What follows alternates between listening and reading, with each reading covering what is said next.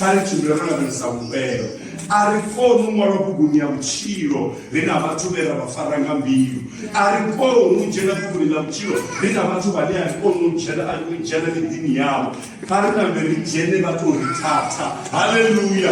Ndizone zile mtima kutaka zona zina nasikizo nasareka. Haleluya. Karichimbirana verisabini karichimbirana verisabini vatu vashu iyo kutohanya barushaka rwahandi bote bane batobana na bomwarwa kugumi banyibo edera opasi mavuni vadokaru bamwe badoba bauchira lini na lini bamwe badoba bazikoni na onyanzera lini na lini. Verse 3 batarukanyo badopenya mungacheza cha tomboni veva isabanje kazubuya badopenya mungazinalezi lini na lini usabumi liko fupa na yaka 13 inayari abaiwe chimbira woraveresa mupero udo awera wakonovuwa watanganyeza mukobe wawo mupero ni amaduba. Haleluya. Mapunganda kwafuna ndi haya apa basi hapo abaiwe chimbira woraveresa mupero udo awera wakonovuwa watanganyeza mukobe wawo mupero ni amaduba. Mkeburuma de kaba teresa belozina la banda wa ndani ya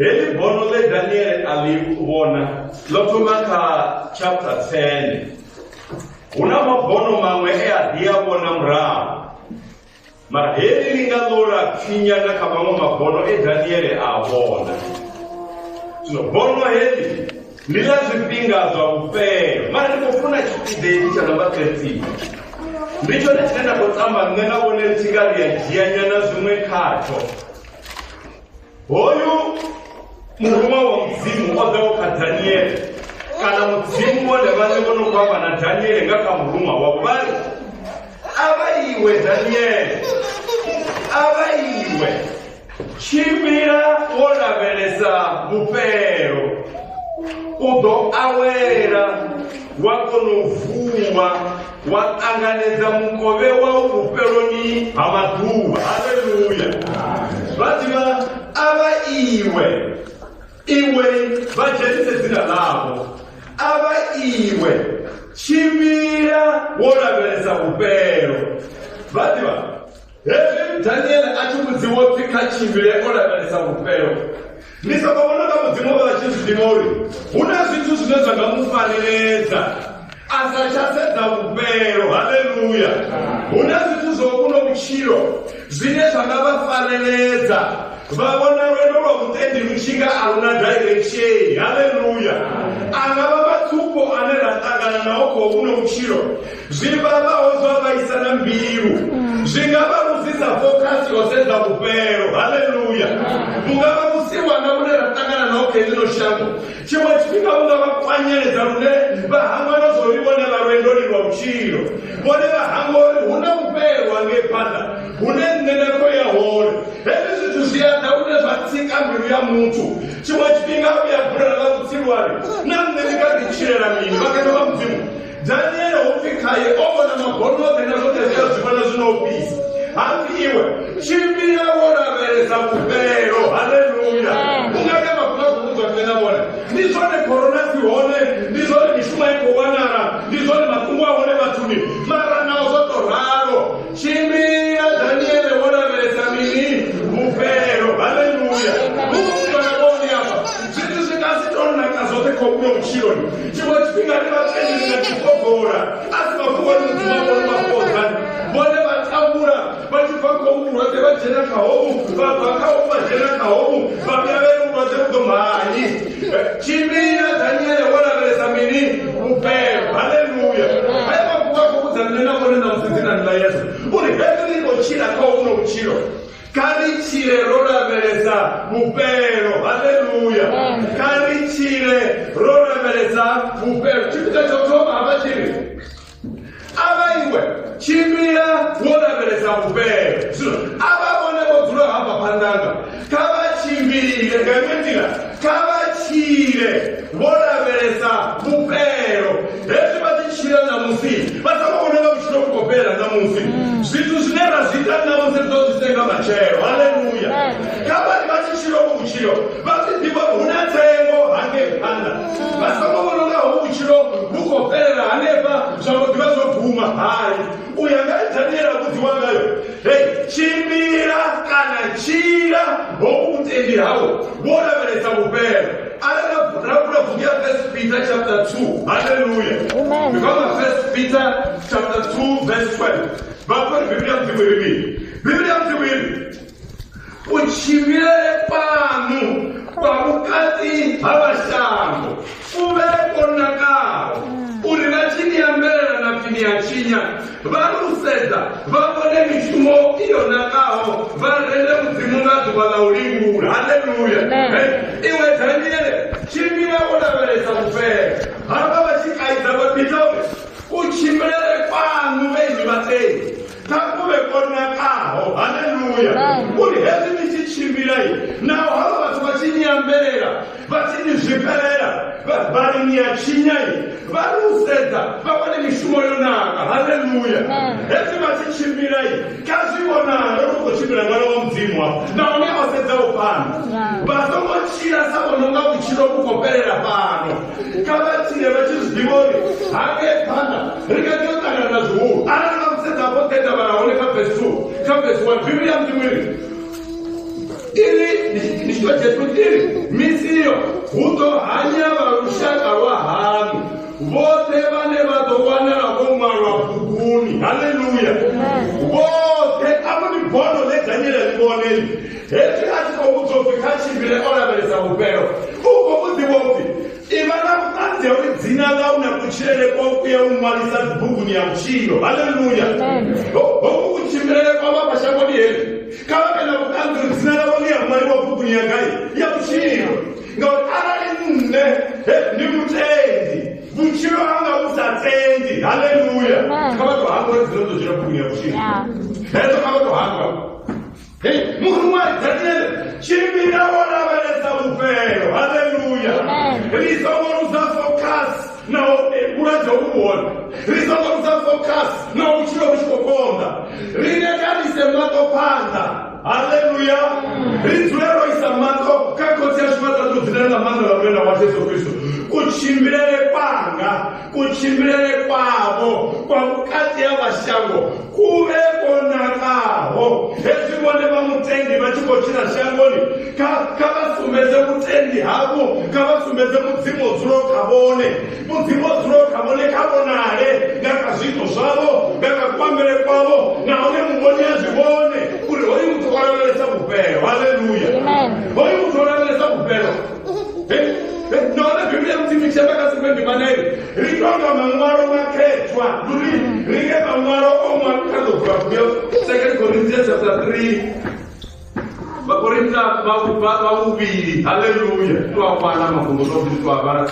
Tuwa ambazo wabudi. Biblia mtimichema 2 Corinthians chapter 3. The page 195. Niyaona zvauri nurumwaro rwaKristo erinero nichimerawo asi rumwaro romwarowo ngamuvara muntu romwari wanga uya wamuzii achirawo arongo mwari wakadzimbabadza matombo romwari wakadzimbabadza mbiru dzanyu. Haleluya. Nduri rumwaro kuchirere pashuri ufukatonga rumwaro rokana mudzimu naone rusongo mwari wakambabadza matombo zvomwari wakambiru dzashu. Haleluya. Richirere mudzimu ngambira yote hote unera jenai uponere mudzimu anerera murabera. Haleluya. Hoyu mudzimu anera murabera ritomukana rimusumbedze uri mudzimu wakumu. Haleluya. First John chapter 2 verse 6 Biblia mtumiana ane alinidzureka ene una mulandu waupfina ene achimbire ngakuchirere kwa ene rikapungoza chimbira apa eti vachichimbira apa kavachimbire ngakuchirere kwa mudzii arali pane vodzura apa zvazvino vachitovanira mukazi una vatu vane nyachiyabinava pashangoni kereke niyajena mara una vatu vane asi vafumi nduri vatoamba vone vane vane nduri vakatoka mudzimu rikochira kachipinga chopedzisera kavavone ndira nemuchiro vakochira ngayo kavashandukise ruwango rwavo vashandukise namaitere avo arali vavone vatu vane vari hapa atichemura vanando vange musana vati vezvinodzura ngekoroni zvakunodzura vangari vochivano hoyo kuti ndiblock leader mara kune midini ajenekayo pavitu utojena hani achivamudza mafungo uyu mukuri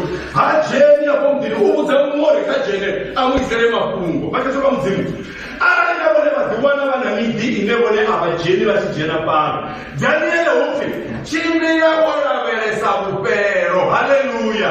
Vati vanandreza kwete yagayo avana mutanzi nazonga machira vazulivona arina mutanzi zonga machira vazulivonana utorara namusi apa machiro yavoti pamapungu arali vone vakototuta vone vane dzina lavo kukunya muchironga zviito zvavo vasadhini nazvo riduva lavo rizoguma riiri zvokakeya mamana Biblia mtumia Daniel chimbira woraveresa mupero. Chimbira chavirikeshi chimbira chavirikari udo awera. Haleluya. Echo vachimbira woraveresa mupero iwe udo awera. Yachikuayari there will be an end. Udo wana chimwe na chimwe chine chatoda chapera iwe udo awera. Mara awera ndimi vakatoka mzimu yakero kuzo ngatikwenda maduva iwo udopira kebishamba ndikuti kana wale bachizibine zvitu ngaliwela maduva narine rito aware. Haleluya. Ngaliwela maduva narine rito aware zote zvashangoni zvitopera vazivori rufui rwane pamutangoni rufui rwane potsini havo Daniel ngalimwela maduva akutopi ngalimwela maduva udo aware vatoziva ngelika kubira chapter 3 verse 8 iri mbado yove watsindeni lamiri awofila muri mbado yove watsindeni lamiri. Haleluya. Vajenekereke avajenekereke mara huna mbado yove watsindeni lamuri. Haleluya. Echipone vachishira kobuchiro kavachire vachizivoro ndiwe ndoni tikiti yakaikadipera dhuva limwe nalimwe mara ari yaperai kane ndichiyake kakotsi vatatu vanotanganeze. Haleluya. Rinodeva kambiri ndichiyahangei vachifura dzibhukwe dzovaiwavadza nanevangwane ndingangomu. Haleluya. Nokuti azvingapereri pano azvipereri pano. Haleluya. Ezifunda vanhu vazifumezi ezifunda vazifumi. Haleluya. Mara vakutoka vatochiro yavo yana vafasho Daniel watokudziwa kuti iwe chimirauraveresa mupero hone hai uzvidive zvauri udo awera. Haleluya. Uzotakadzokirima kavanotenda mudzimu huna mwawero akumutazokujapa asingizvaoka muno mupfumi naLazaro izvi Lazaro Biblia Abraham atolekana. Mara hoyo mtumi hoyo Biblia mtumi ni omo dia sifa kwelwa zozo pera zao. Mara hoyo Daniel hofe utoyawa awera. Hallelujah. Ana ni mwana bashira bashira mzimwi. Nizone ndoga sita mara watoyo awera. Hallelujah. Ndoga ndoga mzimwa. Hoyo mtumbui litakwela aweza angecharo. Muya wabone hakuya uwa waya wasura bohoni tia kuna arjamba Abraham zino waya bohoni ni hapa Kristo Yesu. Hallelujah. Pastor wa tunena para bisoni wale basiawelela ndizo ndio kwa Daniel hapo Daniel ilmi man. Hallelujah. Ina ndio for ili alright. Ara iwe chimira wana beleza upero uto awera. Hallelujah. Uto inamini uto awera. Ara ni mole bachirera mzimu yesu muzitwe bichirira mole batokuwa bayaba awera. Mole batokuwa bayamini awera. Awera hoyi awera udofuanga chipika chinya kuba udofuanga ati. Hallelujah. Kanti chipika cha Abraham chopekise chipika cha Abraham chini wakono vuwa watanganeza mkole wa uperoni amatu. Hallelujah. Iwe Daniel chimira wana beleza upero. Hallelujah. Chimira wana beleza mini upero uto awera wakono vuwa watanganeza mkole wa uperoni amatuba. Hallelujah. Amen. Bakatoba mzimu Yesu Kristo bewe ndeni koyo nilukisera uzulo ndidobuyana dana lijia una zitu za koti matatu balukisera zone pana meko tsama nela oni risa kakisiwi habandilani ritwenti zivori una mazanga abuti asafanyula na zera kutangana na zopano shagoni zeku zimu alukisera zone ana kugenzulo ili kuba ni milulauda na marabani danako wote ni wanea ni chitaweza mishumo yabo. Hallelujah. Amen. Rojaba. Ara ngode bachiko roba bachikura batunga kuchirele kwabo. Bachibononga ababoni winga muntu.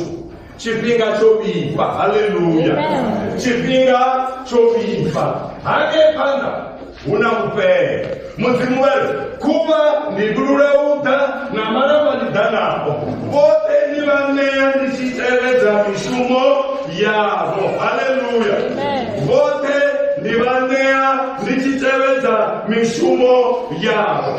Nenipea kukuweza bwana na mzizina nila Yesu ule Yesu wachibaba kama sasa nilelewa kuchira nayo nirodi hapa unampea wangepanda Rukofana hapa. Ala watu wachezo mapa, hapo kama kwa matanzi. Muda huyo kwa bararo, asole kati. Muda huyo kwa babini, muda huyo kwa mkana mkebu. Mambo alma duba. Eti chiambiwa kakule, makonga mwenye azuba kwani. Bakataba mzimu uchiro obi bachoke. Nipindo duraro na beleza upeo. Hebu mwakali wa pumuzi. Hallelujah. Kama nalishia tupate kwa naliwe. Barusenda numozo tokutakaza mzimu. Linchi komeyai. Basase ale mokapusa nanga mumwe. Kama jobefo umu. Bari mopatumendenga toko tuambazo kivasiara. Nukombela mkarero wini. Ni bamfarele kere ndoka kada bakanda mwanzilesioni. Mara atu wale bali atirubelezi muntu. Atina ndama na muntu. Asitole kuchilo kuno kunyeki wakama na wampinga na matuba. Hallelujah. Asihone buchiro. Hapa nikochina kapukolori.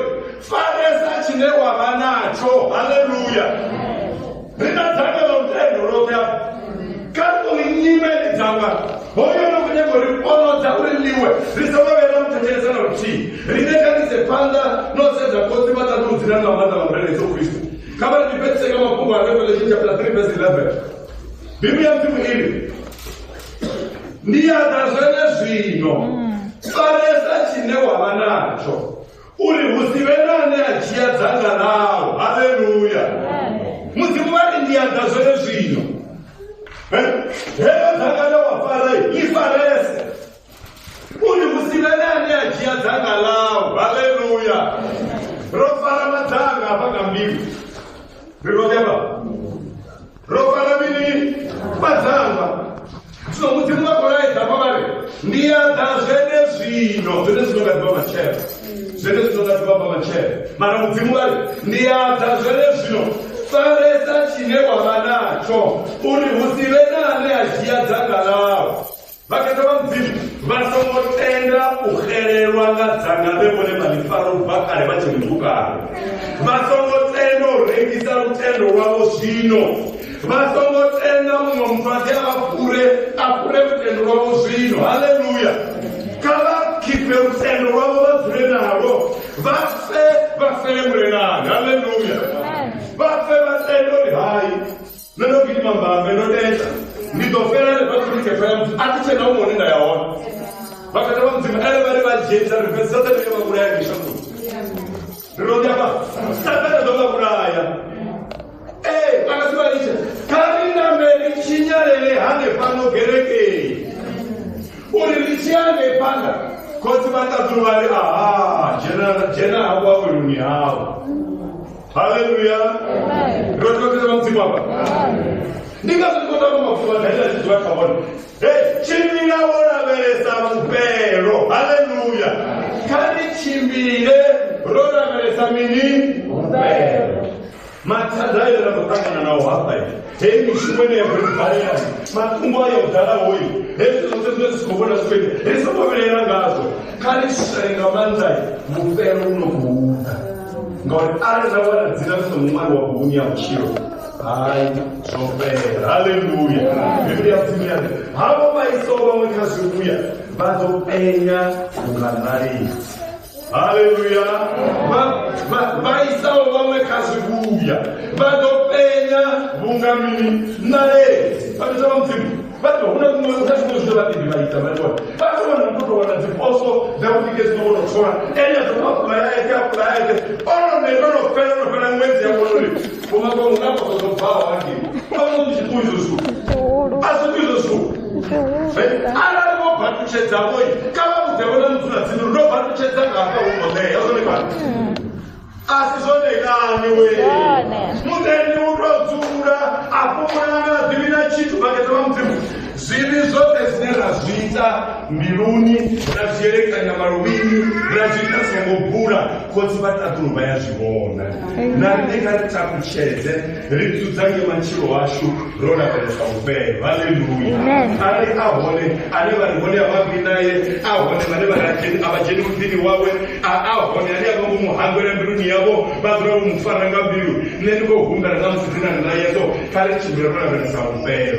Ariko mwara kubunya muchiro rina vatuvera vafaranga mbiru ariko nujena kuburira muchiro rina vatuvani ariko nujena midini yavo karina mberi jene vatoritata. Haleluya. Ndizvo zvine mudzimba kunyaga zvona zina nasodzidzo Nazareta. Haleluya.